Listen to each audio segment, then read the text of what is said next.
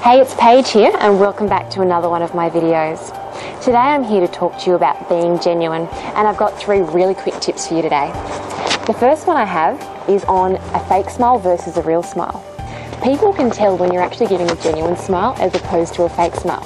The quick test is actually cover your smile and see whether the smile is actually being conveyed in your eyes. For example, if I'm really nervous and I'm smiling, if I cover my fake smile, you won't be seeing the happy crinkle in my eye, the puffiness in my cheeks that clam up when I'm really excited about something.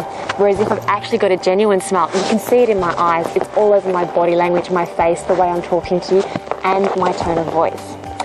This is a good thing for you to consider, both for yourself as well as the potential date who you're talking to. Let's say you're talking to a really hot guy and you kind of think he's interested. Have a look at his smile. Is he a bit nervous? Or is he actually genuinely not interested? A smile where the bottom lip actually doesn't match the top lip, so you're forcing that smile up the top, indicates that he's not really genuinely interested in you. So you also need to consider about how you're conveying your smile to him. Now for my next tip, I'll be talking about tip number 2, avoiding eye contact. I'll use a story from my real life recently. I had to do an interview with one of my colleagues for a potential candidate for my job. The guy who sat in front of me was a nice guy, well presented, could have been a fantastic candidate. However, the entire conversation was with him looking up and around and never actually making eye contact with me or my colleague. The only time he ever attempted to make eye contact was when one of us was looking down. Why is it very important to have eye contact that's actually looking directly someone in the eye? Because if someone's looking up or down, it's quite commonly known that they're actually potentially lying to you. So to be conveying that you're actually genuinely interested in this person and the fact that what you're actually saying is also very genuine, you need to make sure you're actually giving that consistent eye contact and not looking away or looking down, because that will convey that you're not being genuine. Once again, when you're looking at a potential date, if the guy is actually not looking at you and looking at the roof or looking at the floor, he could potentially be lying to you. You need to suss out whether he's just being nervous or whether he actually is a bullshit artist. Perfect to consider when you're dating. Tip number 3, touching the face. When someone's touching their face, it could indicate that you're also lying and not being quite genuine. Why? When we're little kids and we've done something wrong, what's our first automatic instinct? I've broken mum's vase.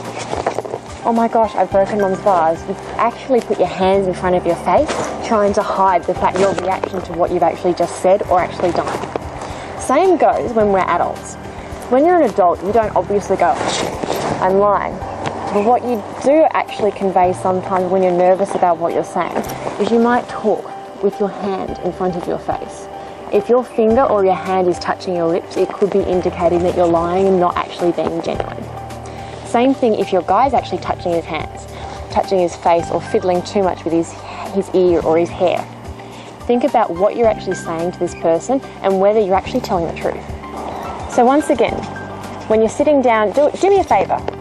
When you go to the next daytime or nighttime situation, think about what you're doing with your hands and what they are doing in relation to your face. Make sure that you're not covering your mouth, that you're not fiddling too much with your ear, with your hair, or just even anywhere near your mouth area, because that will indicate that you're actually not being genuine and lying.